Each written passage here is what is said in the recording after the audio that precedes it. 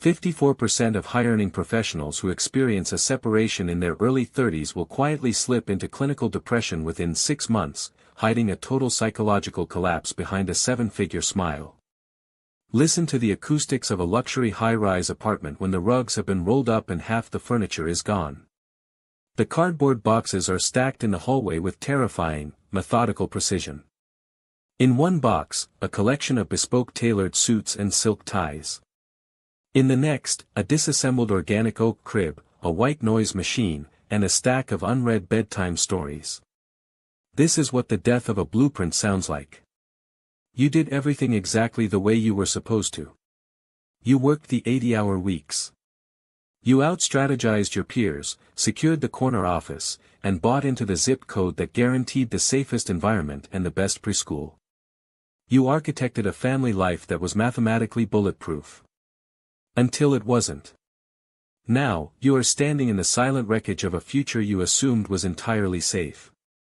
For a highly invested new parent, a breakup of this magnitude is never just a heartbreak. It is a catastrophic, systemic failure. You are mourning the family vacations that will never be booked. You are grieving the two-parent household you sacrificed your youth to guarantee for your child. You are looking at a beautiful, innocent baby and feeling the crushing weight of a promise you can no longer keep. The medical journals label this post-divorce clinical depression. The corporate world calls it an unfortunate personal distraction. But you know what it really is. It is the absolute destruction of your meticulously curated life resume. And the most terrifying part? You have absolutely no time to bleed. The demands of your reality do not pause for your grief.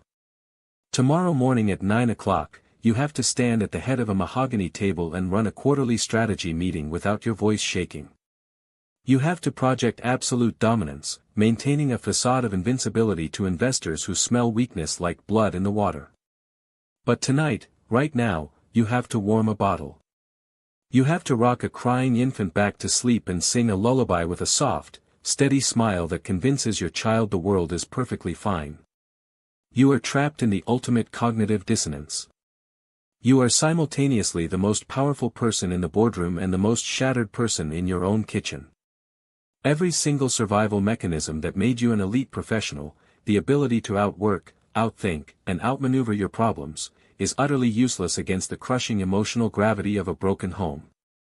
You are trying to process the death of your family's future while maintaining absolute dominance at the office and absolute, unshakable presence for your baby. The isolation is deafening. You cannot tell your colleagues because it compromises your authority. You cannot tell your child because it compromises their security. So, you carry it alone. You pack the boxes in silence. You swallow the panic attacks between the morning commute and daycare drop-off. How do you survive when the boardroom demands invincibility, the crib demands everything else, and the person you built this empire with is the one tearing it down? The answer lies in a dangerous psychological trap that almost every single high achiever falls into. Consider the chief operating officer who treats her separation exactly like a hostile takeover. She drafts color-coded custody schedules with the same ruthless precision she applies to global supply chain logistics. Or consider the director of mergers and acquisitions, who approaches the division of his household like a complex corporate divestiture. When you have spent a decade successfully climbing the corporate ladder, you are conditioned to believe that any crisis can be managed with a spreadsheet, a contingency plan, and relentless execution. So, they apply the only framework they know to the collapse of their marriage. They attempt to manage the trauma.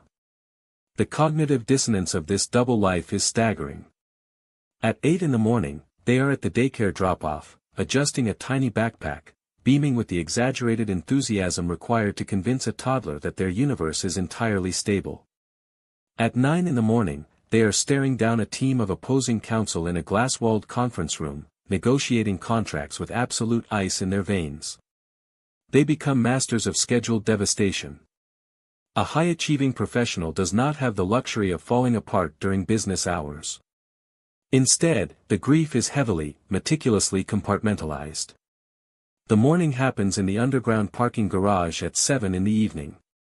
They grip the steering wheel of a German luxury sedan until their knuckles turn white, allowing themselves exactly 14 minutes of uncontrollable sobbing before they have to wipe their face, walk into their new, half-empty apartment, and make a bowl of macaroni and cheese.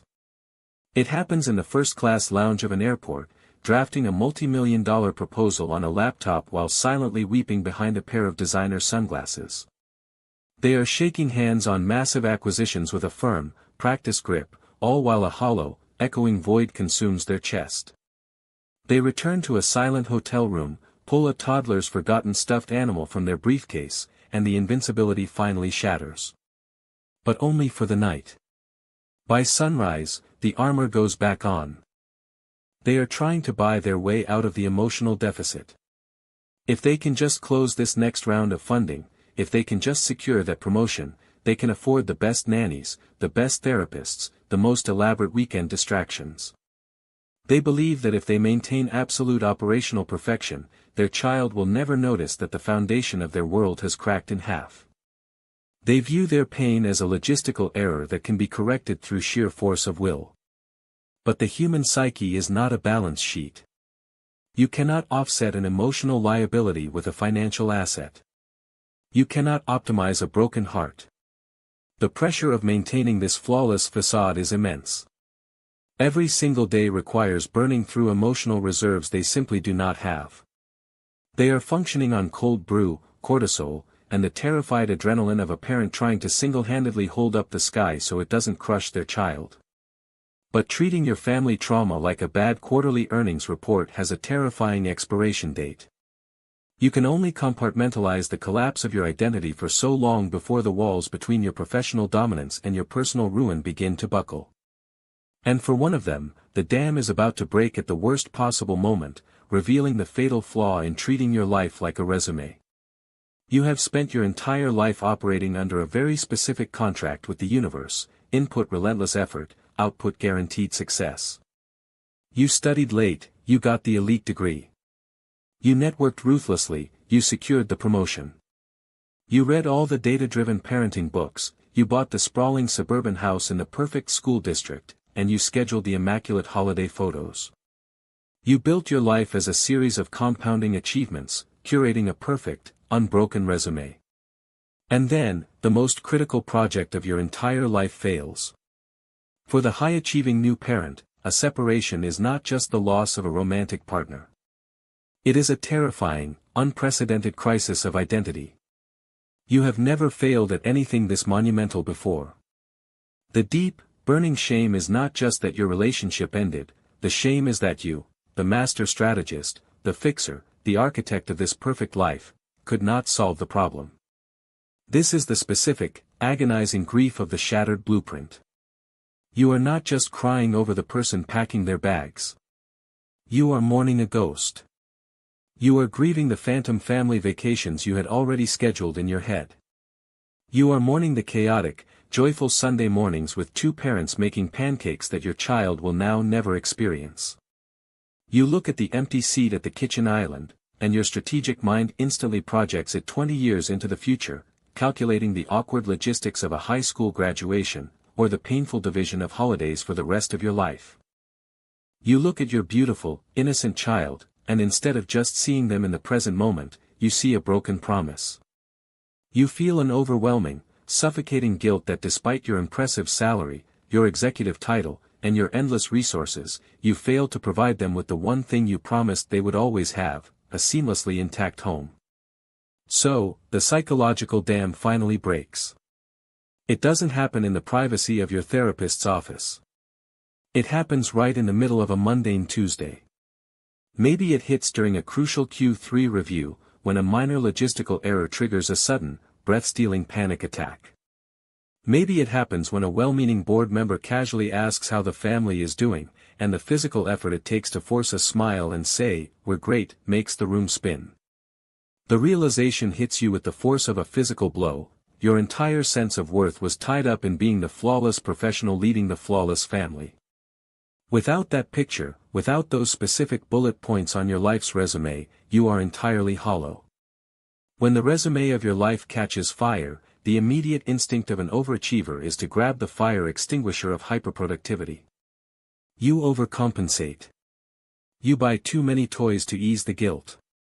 You plan aggressively elaborate weekend excursions to manufacture joy. You volunteer to lead impossible, high-stakes projects at work just to prove to the partners, and to yourself, that you aren't slipping. Staring into the void of this broken blueprint, they thought the only way out was to work harder, parent harder, and control the damage. But they were missing the one radical psychological shift required to actually survive this, a shift that goes against everything they were ever taught about success. To survive the collapse of the blueprint, you have to do something that violates every single instinct of your high-achieving mind. You must radically decouple your human worth from your romantic and professional milestones. For 30 years, you were conditioned to believe a very specific lie. You were taught that your value as a person was directly proportional to the goals you achieved and the optics you maintained. A perfect GPA. A 7-figure portfolio. A flawless marriage. A smiling child in a pristine, two-parent home. Without even realizing it, you began treating your family as the ultimate acquisition, the final, crowning metric of your success as a human being. But a family is not a corporate milestone. And a failed marriage does not mean a failed family. This is the brutal, beautiful paradigm shift. You have to stand in the quiet ruins of your apartment, look in the mirror, and accept that your child does not need a flawless architect. They do not need a CEO of the household who executes the perfect weekend itinerary while slowly dying inside. They need a human being. They need a parent who is grounded, present, and emotionally breathing. To become that parent, you must painstakingly untangle your self-esteem from the perfect picture you lost. You must stop viewing your separation as a catastrophic downgrade on your life's resume, and stop treating your child's childhood like a curated museum exhibit that has been tragically vandalized. The pristine, two-parent household you obsessed over was just one version of the blueprint. It is gone. You must mourn it, let it burn, and sweep away the ashes. Because now, you have to build something real. You begin to realize that the raw, agonizing resilience you are forced to develop right now is the exact resilience you want your child to inherit. You do not teach a toddler how to survive adversity by pretending the storm isn't happening. You teach them by holding their hand while you walk through the rain together. Your newfound vulnerability is not a leadership liability. It is the most powerful parenting asset you will ever possess. Decoupling your worth means understanding that your value as a mother, or your value as a father, is not diminished by the presence of a custody schedule. Your worth is not defined by the empty space in your bed, or by the whispered, sympathetic gossip of other parents at the preschool drop-off. Your worth is forged in the quiet, profoundly unglamorous moments. It is forged at 2 a.m, when you are exhausted, heartbroken, and completely alone, yet you still manage to warm the bottle and sing that lullaby with a soft, steady smile. You are no longer managing a logistical crisis. You are surviving an initiation. You are burning away the superficial, societal metrics of success to uncover the absolute bedrock of who you actually are. It sounds like a beautiful theory. A profound, enlightening psychological awakening. But how do you actually execute this radical decoupling when you're staring at your ex across a cold, mahogany custody table, feeling the familiar bile of betrayal rise in your throat, knowing you still have a high-stakes board meeting at 9? The exact strategy is messy, but it is the only way forward. The execution is terrifyingly unglamorous. It starts in that exact moment at the custody table. You look across the polished mahogany at the person who broke your heart, and instead of treating them like a hostile competitor you need to out-leverage, you take a slow, agonizing breath. You drop the armor. You concede the petty battle over Tuesday afternoons because you finally realize that protecting your child's peace is infinitely more valuable than protecting your own pride. And then, you walk into your 9 o'clock board meeting. But something has fundamentally shifted. The desperate, suffocating need to project absolute invincibility is gone. You are still brilliant. You are still commanding. But you are no longer powered by the terrified adrenaline of a fraud waiting to be exposed. You lead from a place of grounded, quiet authority. You realize that surviving the collapse of your personal life didn't make you weaker, it made you dangerously resilient. The absolute worst thing you could imagine has already happened to you, and you are still standing. Slowly, the double life begins to merge into a single, authentic existence. You stop scheduling your breakdowns in the underground parking garage. You stop trying to buy your way out of the guilt with expensive toys and aggressively planned weekend excursions. Instead, you let the weekend be messy. You sit on the floor of your new, imperfectly furnished living room, eating takeout pizza with your toddler, and you actually laugh. It isn't the curated, aesthetically flawless joy you once envisioned for your family, but it is real. It is a deep, vibrating joy that you do not have to photograph or document to validate. The bespoke suits and silk ties are still in the closet, but they no longer act as your psychological shield. The nursery might have been reassembled in a different zip code, but the bedtime stories are now read with a level of presence you never possessed when you were checking your phone every 3 minutes for client emails. You forgive yourself for the separation. You forgive yourself for not being a magician who could hold a fractured universe together through sheer willpower. You are no longer checking boxes on a societal resume. You are consciously architecting a life that actually serves you and your child. You realize that the destruction of your meticulously planned, entirely safe future was the exact catalyst required to build an honest one. The old version of you, the executive who needed everything to look flawless from the outside, had to be completely dismantled so the actual parent could finally emerge. You are no longer providing a picture-perfect illusion. You are providing a resilient, unconditionally loving reality. The blueprint is gone, but for the first time, the foundation is real. It forces a question we all must eventually face: when you look at your own carefully crafted life resume, who are you, really, if all the bullet points disappear?